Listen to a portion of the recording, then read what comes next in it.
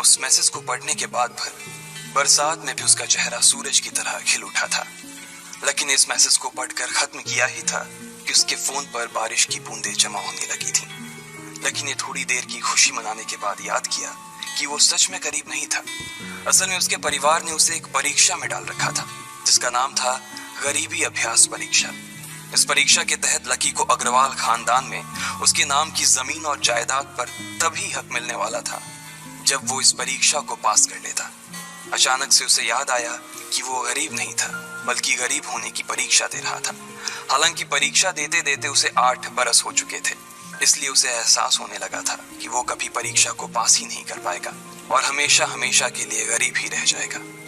अच्छा हुआ चली गई, अब मिलना कभी।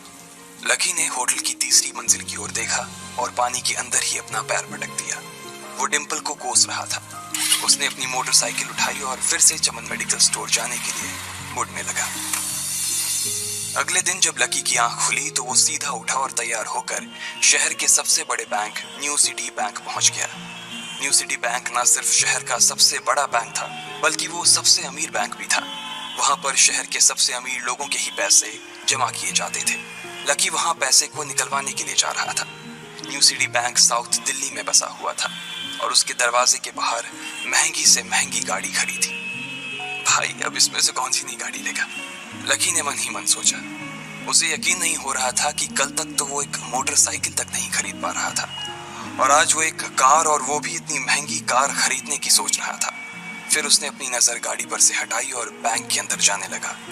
उसने देखा कि बाहर बहुत भीड़ थी और महंगे से महंगे कपड़े पहने लोग बैंक के अंदर जा रहे थे। कहाँ दवाओं की बदबू और कहाँ ये खुशबू। उसने एक बहुत ही गहरी सांस के अंदर ज्यादा से ज्यादा खुशबू को समेटने की कोशिश करते हुए अपने मन में सोचा, लेकिन अगले ही पल उसके मन में संकोच पैदा हो गया था। रातों रात लकी की किस्मत तो बदल गई थी लेकिन उसके कपड़े नहीं बदल पाए थे।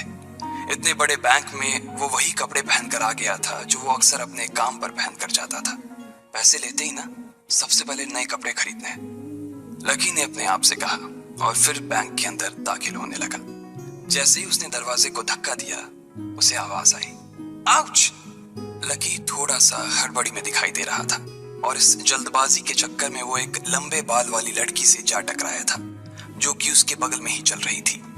माफ करना, मैं आपको देख नहीं पाया, सॉरी। लकी ने तुरंत उससे हाथ जोड़कर माफी मांगते हुए कहा।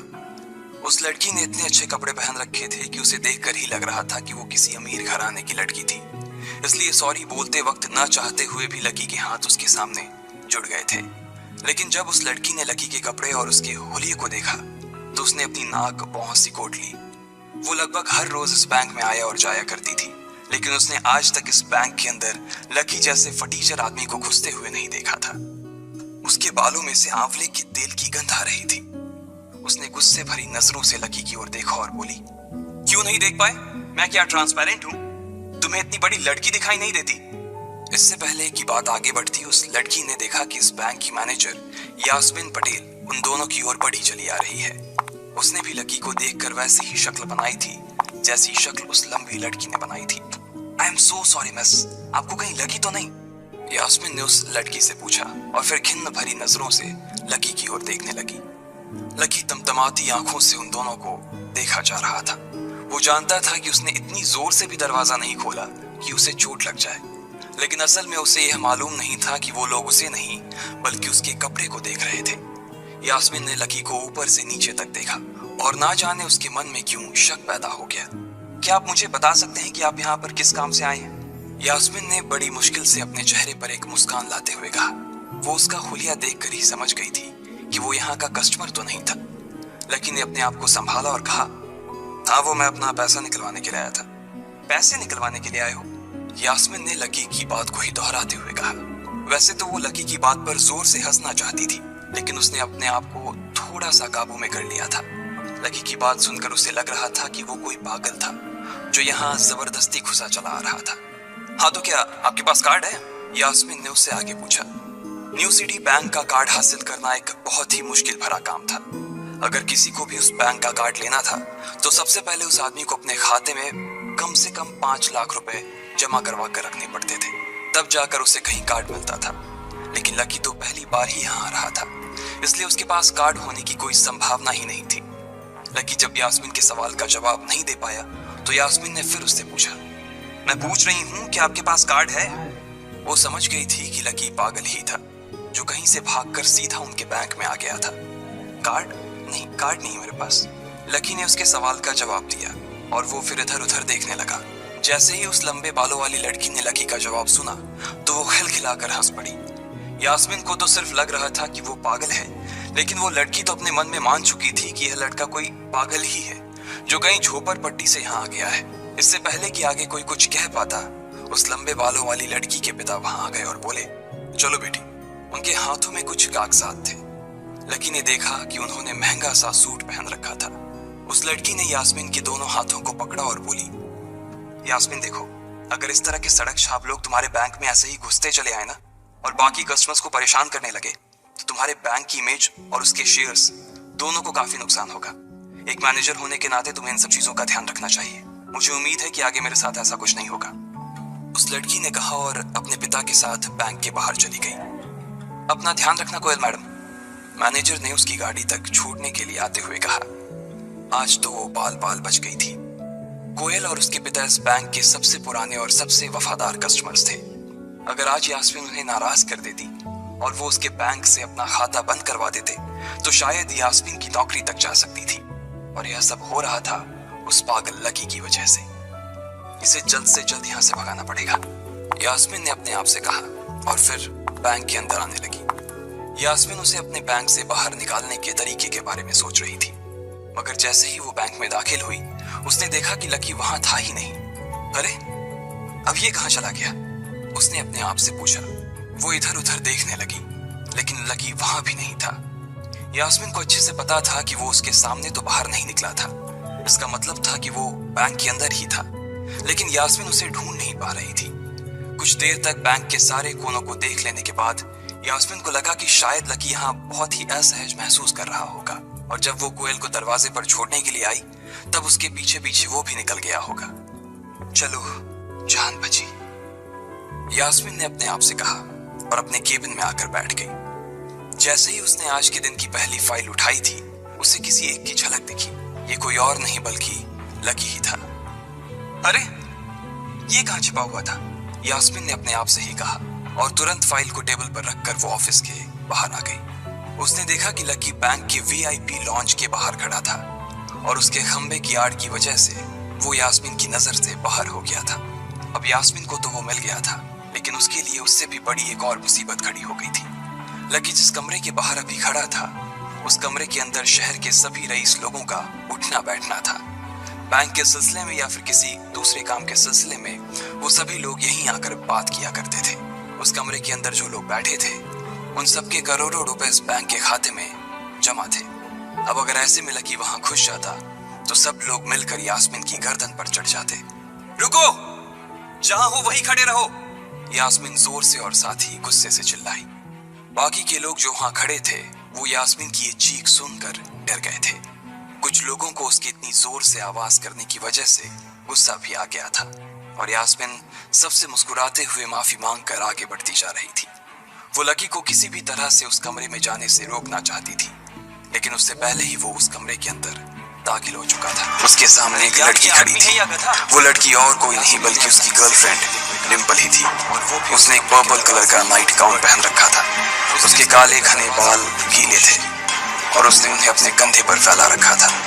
उसकी खुशबू से ही ये चीज साफ पता चल रही थी कि वो अभी अभी नहा कर आई थी। डिम्पल, तुम यहाँ क्या कर रही हो? लकी को अपनी आंखों पर विश्वास ही नहीं हो रहा था। उसने 2 बार अपनी पलकें झपका कर देखा, लेकिन दोनों बार ही उसे अपने सामने डिम्पल ही नजर आई। तुम यहाँ क्या मेरा पीछा करते हुए आए हो लकी?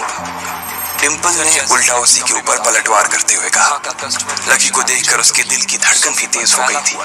उसे उम्मीद नहीं थी कि लकी यहाँ आ जाएगा। उसने ना तो सुबह से उसे फोन किया था और ना ही उसके मैसेज का कोई जवाब दिया था। वो अपने मन में सोचकर बैठी थी कि वो अगले दिन खुद ही उससे मिलकर बोल देगी कि उसकी तबीयत खराब थी। डिम्पल बेबी क्या हो गया? किससे बात कर रही हो? अचानक से एक गबरू जवान सा लड़का दरवाजे के पास आकर खड़ा हो गया था। उसने बनियान पहन रखी थी। लकी उसे पहचान गया था। साले राहुल के बच्चे, तेरी हिम्मत कैसे हुई मेरे डिंपल को हाथ लगाने की? लकी ने जैसे ही राहुल को देखा, उसके तन बदन में मानो आग सी लग गई थी। वो उसे इस वक्त इतना बुरा मारना चाहता था, इतना बुरा पीटना चाहता था, जिसकी कोई हद सीमा नहीं थी। लकी जिस कॉलेज में पढ़ता था, राहुल और डिंपल भी उसी में पढ़ते थे, और वो कॉलेज राहुल के फादर का ही था। डिंपल ने राहुल के पिता की एक कंपनी में जॉब पकड़ ली थी, और राहुल उस पर बहुत लाइन मारता था। लकी ने एक दो बार डिंपल को उससे दूर रहने के लिए भी कहा, लेकिन डिंपल ने उसे ये कहकर डाल दिया था कि वो सिर्फ अच्छे दोस्त थे। आज भी इससे पहले कि वो आगे बढ़ता, डिंपल उन दोनों के बीच आ गई। रुक जाओ, डिंपल ने गुस्से में कहा, और लकी के सीने पर हाथ रखकर उसे रोक दिया। लकी लंबी सांसें ले रहा था, और कुछ ही सांसों के बाद उसका गुस्सा शांत हो गया। अब डिंपल के पास भी छुपाने के लिए कुछ नहीं था, इसलिए उसने लकी से कहा, लकी, आज से तुम्हारा और मेरा ब्रेकअप। लकी के पैरों के नीचे से जमीन खिसक गई थी। उसकी आंखें नम हो गई। लकी को उसकी बातों पर विश्वास नहीं हो रहा था। उसने डिंपल की ओर देखा और बोला, डिंपल, हम पिछले 1 साल से एक दूसरे के साथ हैं, और तुम हो कि मुझसे ब्रेकअप करना चाहती हो? अरे मैं तो तुम्हारे लिए नई बाइक लेने वाला था। चल रहने दे, आज ही याद आई है तुझे बाइक की। अरे तेरे पास मुझे बाहर घुमाने के लिए, खिलाने पिलाने के लिए पैसे तो है नहीं, तू कहाँ से लेगा बाइक? और अगर ले भी लेगा तो उसमें पेट्रोल कहाँ से डलवाएगा? तेरी 8,000 रुपए महीने की नौकरी, उसमें होगा ये सब? लोग हंसते हैं मेरे ऊपर जब मैं सरोजनी में तेरे साथ घूमती हूँ। मैं ऐसी लाइफ नहीं जीना चाहती लकी, मैं तेरी तरह गरीब नहीं रहना चाहती। तूने मुझे फंसाया था, उल्लू बनाया था तूने मुझे, इसलिए मैंने राहुल से मैचअप कर लिया है। आज से यही मेरा बॉयफ्रेंड है। डिंपल ने गुस्से में कहा, अच्छा तो बेबी ये है तुम्हारा वो बेकार सा एक्स बॉयफ्रेंड? राहुल ने पूछा, और डिंपल के बगल में आकर खड़ा हो गया। फिर उसने लकी के हाथ से थैली उठाई और उसमें से हार्ड प्ले का पैकेट निकालकर उसे चिढ़ाने के लिए उसे हवा में लहराने लगा। बाप रे, इससे बदकिस्मत इंसान इस दुनिया में और कौन होगा? राहुल ने उसकी टांग खींचते हुए कहा। लकी के पास उसकी बात का कोई जवाब नहीं था। उसने गुस्से से डिंपल की ओर देखा और अपनी हाथों की मुट्ठी भींच ली। फिर वो वहां से निकल गया। अबे पैसे तो ले जा, सब कुछ फ्री में देता जाएगा क्या? राहुल ने जोर से ठहाके लगाते हुए कहा, लेकिन लकी बिना उसकी बात सुनते ही निकल गया। उसके दिमाग में डिंपल के कहे शब्द गूंज रहे थे। उसने कभी सपने में नहीं सोचा था कि डिंपल उसके साथ कुछ ऐसा भी कर सकती थी। जिस इंसान के लिए वो इतना कुछ करना चाह रहा था, उसे उसकी कोई कदर ही नहीं थी। लकी इतना हताश हो गया था कि पूरी तरह से रोने लगा। इस बार वो लिफ्ट से नहीं बल्कि सीढ़ियों से नीचे उतरा, और एक सीढ़ी उतरने के साथ उसके आंसू आंखों से छलकते जा रहे थे। जब उसकी आवाज सुनकर कुछ लोग अपने कमरे से बाहर आए तो लकी ने तुरंत अपने आंसू पोंछे और तेजी से वहां से भाग गया। उसे जिंदगी में पहली बार प्यार हुआ था, और पैसों की कमी की वजह से न सिर्फ उसका प्यार बल्कि उसकी पूरी जिंदगी बर्बाद हो गई थी। लकी जैसे ही बाहर आया तो उसने देखा कि बाहर अंधेरा हो गया था। आसमान में तेज बिजली कड़की और बारिश जो थमी थी एकाएक फिर से झमाझम बरसने लगी। ये देख लकी के थमे हुए आंसू एक बार फिर से छलक गए। उसका दिल पूरी तरह से टूट चुका था, लेकिन उसे इस बात की खुशी भी हो रही थी। आखिर आज उसे डिंपल का असली चेहरा नजर आ गया था। वो तो उसके साथ घर बसाने की सोच रहा था, लेकिन अच्छा हुआ कि उसने पहले ही उसका घर बर्बाद होने से बचा लिया। लकी को दुख तो बहुत हो रहा था, पर उसे ये भी लग रहा था कि उसे आगे चलकर यही दुख उसे खुशी देने वाला था। लेकिन एक चीज थी जो लकी को परेशान कर रही थी, वो थी उसकी माली हालत। उसकी जेब इतनी तंग थी कि उसे फटी हुई जेब की पैंट पहनकर घूमना पड़ता था। कभी कभी तो लकी सिर्फ रोटी खाकर दिन काट लेता था। वो कब से कोशिश कर रहा था कि कोई अच्छा काम पकड़ सके, लेकिन उसे कोई काम देने को राजी नहीं था। उसने टूटे हुए दिल को दिलासा देते हुए मन में सोचा कि डिंपल पर खर्च होने वाले पैसे बच जाने से शायद उसके हालत सुधर जाएंगे, पर फिर भी वो रातों रात रईस नहीं हो जाने वाला था। उसने ऊपर आसमान की ओर देखा और जोर से चिल्लाया, अगर इतना ही अनलकी बनाना था तो फिर नाम लकी क्यों रखा भगवान? वो जितनी जोर से चिल्ला सकता था उतनी जोर से चिल्लाया। उसकी आवाज से आसपास खड़े लोग एक बार तो डर गए थे। लकी ऊपर ही देख रहा था और उसके आंसू बारिश के पानी के साथ मिल गए थे। जैसे ही वो फूटकर रोने को था, तभी उसके फोन पर एक मैसेज आया। जैसे ही लकी ने अपना फोन निकालकर उस मैसेज को पढ़ना शुरू किया, उसकी तो आंखें ही चमक गई। अचानक उसके आंसू हंसी में बदल गए और वो जोर जोर से वहीं सड़क पर नाचने लगा।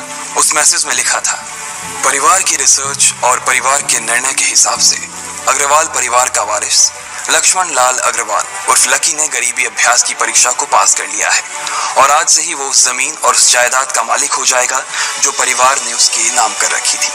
ये एक ऐसा मैसेज था। आखिर कौन था लकी? क्या थी उसकी असलियत? और वो कैसे रातों रात ही अनलकी से लकी हो गया था?